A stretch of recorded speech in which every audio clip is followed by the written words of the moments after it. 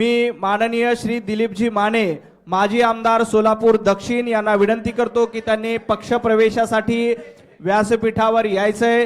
दिलीपजी माने हे सोलापूर दक्षिण येथे माजी आमदार म्हणून कार्यरत होते। 2009 ते 2014 या काळामध्ये ते दक्षिण सोलापूरमध्ये त्यांनी प्रतिनिधित्व केलंय। सोलापूर जिल्हा सहकारी दूध उत्पादक संघाचे चेअरमन म्हणून त्यांनी काम केलंय। सोलापूर जिल्हा मध्यवर्ती सहकारी बँकेचे चेअरमन म्हणून ते कार्यरत होते। सोलापूर जिल्हा खरेदी विक्री संघाचे चेअरमन म्हणून ते कार्यरत होते।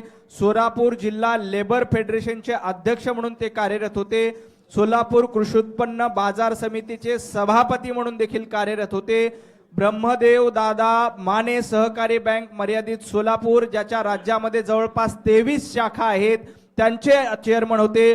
बोलो भारत माता की। यानंतर जयकुमारजी माने माजी नगरसेवक यांना विनंती करतो की त्यांनी व्यासपीठावर यावं।